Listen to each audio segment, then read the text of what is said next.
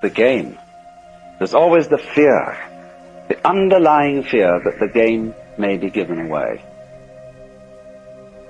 Now that fear isn't altogether unreasonable.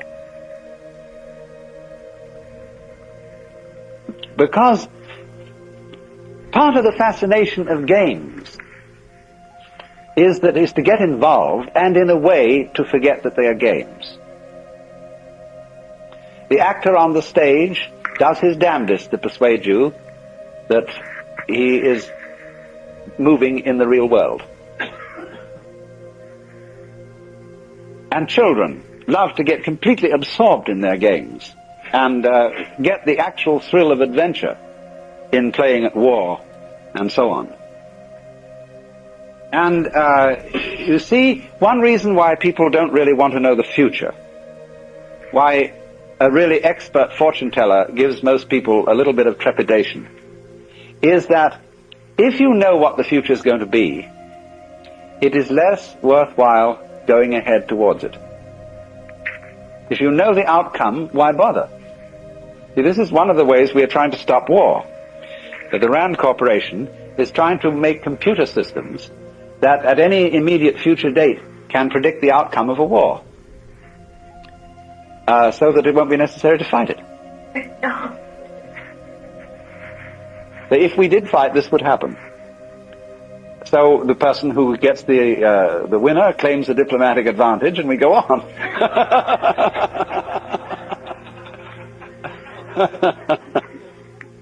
So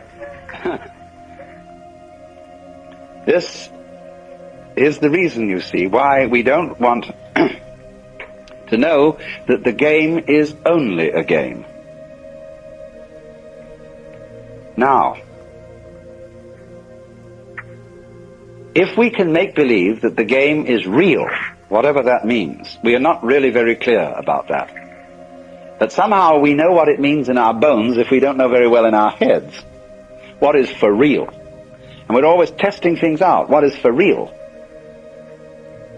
But when the whole world game becomes too real and people become too earnest, it's highly necessary to play a new game, which is the game of game against non-game.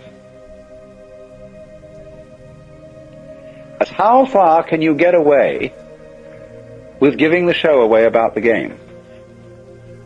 Nobody really wants to go the whole hog until you're ready for final nirvana. You know, then you give the show away so far as you're concerned. And that's it. But in the meantime, the fascination of seeing how to put together, knowing it's a game, and still playing it. And doing this is what in Mahayana Buddhism is called being a bodhisattva. A bodhisattva is a person who doesn't give his show away completely. He doesn't simply release his consciousness from playing the human game. He is released and yet still in it. He knows the human game is a game, but he goes on playing it with considerable gusto. And his gusto derives in a great deal from the fact of knowing it's a game. You see, you can do that. And it's one of the peculiar properties of self-consciousness, to be able to know it's a game and yet enjoy doing it. It's like being happy and knowing you're happy. Now, a lot of people are afraid of that. They feel that if the moment they say, well, I'm happy, that it'll somehow stop. That it'll be like being too conscious of digesting your food. There is a point there where enjoying dinner, it very slowly merges into disgust. But it needn't be like that. The real gourmet never gets into that bind. And so in the same way, the doing something, being happy and knowing that you're happy, has about it a certain quality of what I would call resonance. For example, if I talk in a room which is completely soundproofed, it's terrible. I can't stand it. There's no resonance. No little tiny echo. I feel I'm talking into the proverbial wet blanket. But if there's a little resonance, if there's a feedback, you see, that makes the thing vibrate a bit more than it ordinarily would. So one gets feedback from an audience. And it's much easier to talk to an audience than it is to a microphone, because there's feedback. And so consciousness is feedback. So for that reason, your voice sounds better when you're singing in the bathtub than it does when you're singing out in an open room, because you get resonance. And so we put resonators, like say a guitar or a violin has a sounding box in it. That's a resonator to make it echo a bit. And so great churches at one time were still are built by acoustic experts. So concert halls, to give them the proper resonance. But when resonance gets too much, it starts chattering. It gets a system of echoes set up. And some of the old cathedrals, which weren't built with acoustical knowledge, you can hear the echoes of the choir going on forever and ever and ever. It sounds very marvelous from a certain point of view, but it's not from a musical point of view. It's a kind of it's more sentimental. And we used even to be taught to sing in church with an echo technique in the voice. So that even if you weren't in a great cathedral with its echoes, you'd slightly sound as if you were.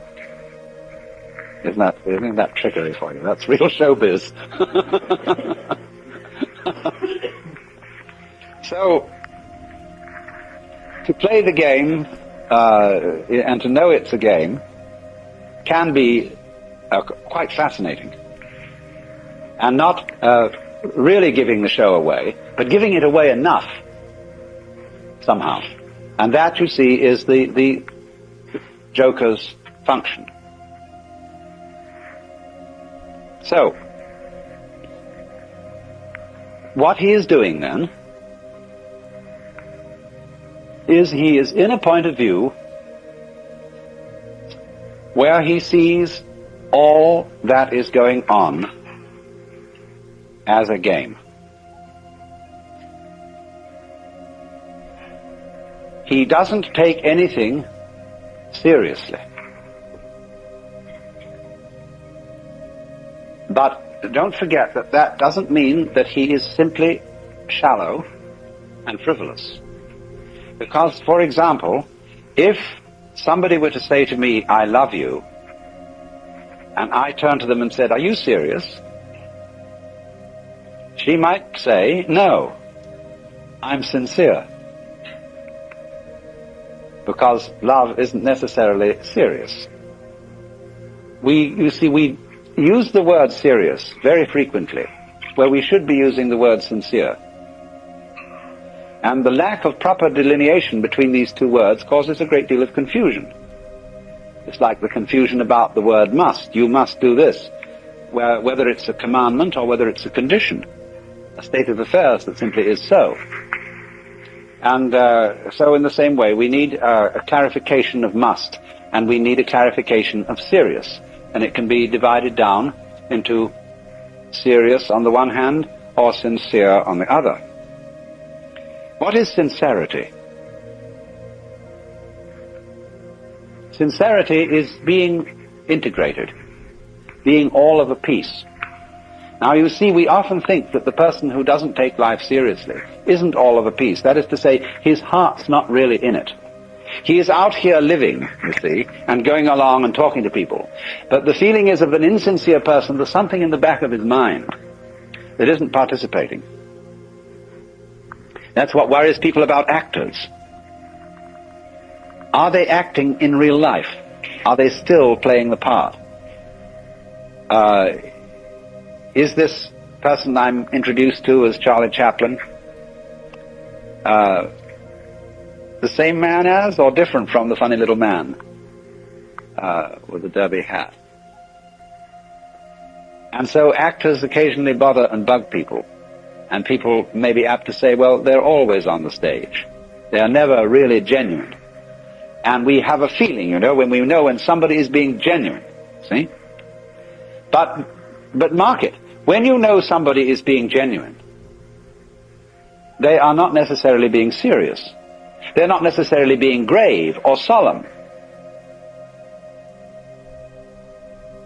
What I want to give the idea of is sincere laughter. And also sincere play. There is a perfectly sincere laughter. And it may be, ideally, the sincere laughter expresses a spirit of irrepressible gaiety. And it is not, in other words, a defense mechanism. Laughter is often a defense mechanism.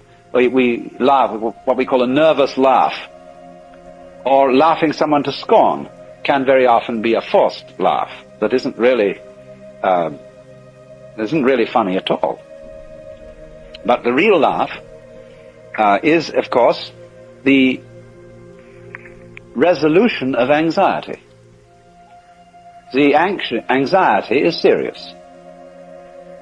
And anxiety is a state of palpitation, of the trembles. Anxiety comes upon us when we cannot decide which way to go, or which way things are going to go. And so we tremble between alternatives. Now, because, of course, we tremble between alternatives because we are under the illusion that it matters very much which of these two things happens. Now, once one has seen the nature of the game, you realize that it matters superficially which of these two things happens, but it doesn't fundamentally matter because all negative things pair with positives. There is no positive without negative, and there is no negative without positive. I heard a very amusing story which kind of goes with these rugs. The question is a zebra a yellow horse with black stripes or a black horse with yellow stripes? The answer is it is an invisible horse which has been striped yellow and black so that people won't bump into it.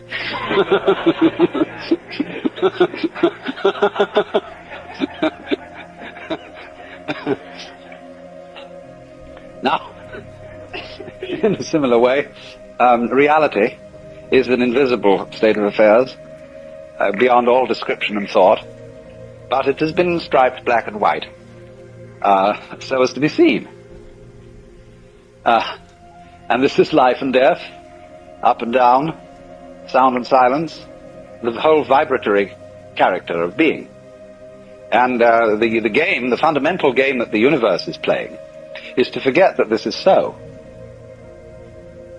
You see, what you might say, in theological language, the invisibility of God is his self-forgetfulness.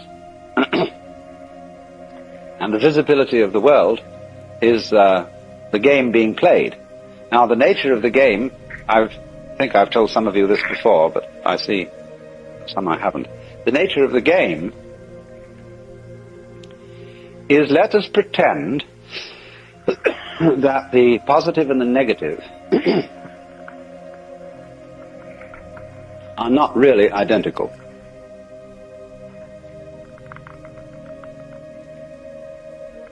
You see, they're explicitly different, but implicitly the same, because they always go around together. And that reveals a hidden, implicit conspiracy between black and white. And the truth is you can't have one without the other. But if we can pretend that they don't go together, that they are actually enemies, then we can have all sorts of games. The first game of which is, oh dear, black might win. The next game is, but white must win. And from that position, you can develop all the games you want. And it's interesting, isn't it, how so many of our table games, like chess and dominoes and checkers and so on use the black and white pieces.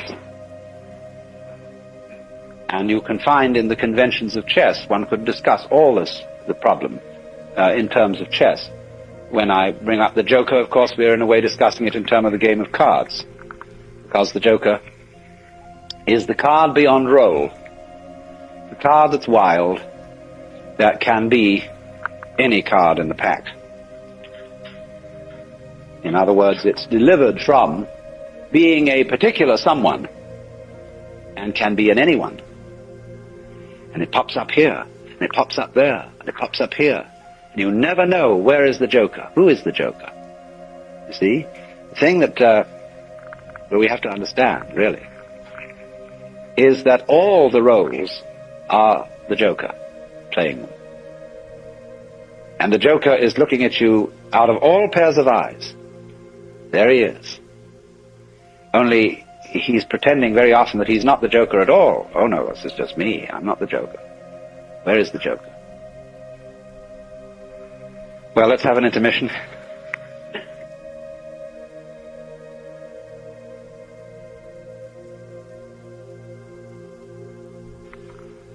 Now, to revise a little bit about this morning's talk so that we're all up to date,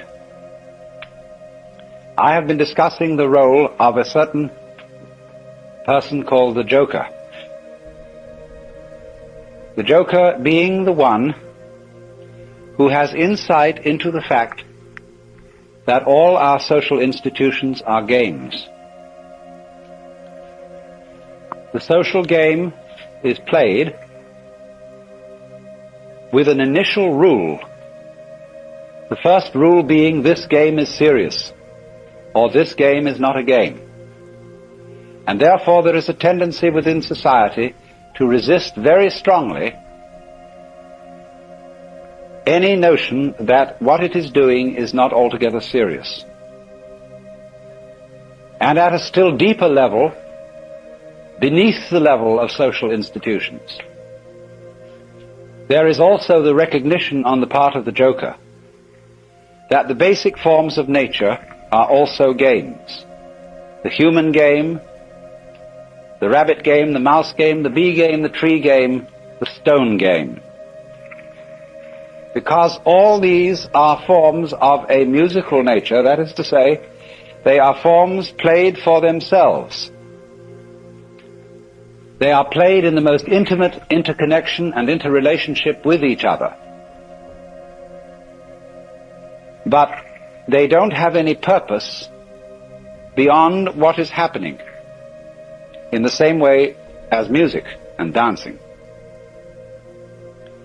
But when people take games seriously, and part of the fun of a game, you must remember, is to take it seriously, they acquire an attitude which strikes the Joker as being half funny and sometimes a little pitiful. A good Joker is inclined, really, not to laugh at people, because if a person is terribly seriously involved, in the sense of the kind of person we call colloquially a square, the Joker feels sorry for them because they live a deprived life.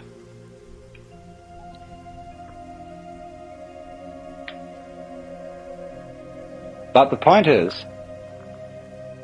that he is the one who is a wild man, which is to say, he has no fixed role. He can play, as the Joker can in the deck of cards, any role. And in a way, in that sense, all of us are roles of the Joker. Because the real Joker, of whom any human Joker is a manifestation, the real Joker is Brahman, is the ultimate player of the game, the divine ground of the universe. So then, if you look upon the world as play, as what the Hindus call the Vishnu Leela, Vishnu being one of the names of God, and Leela meaning sport or play, from which we get our word lilt, then Vishnu or Brahman is the big joker, and anyone who realizes this is the little joker.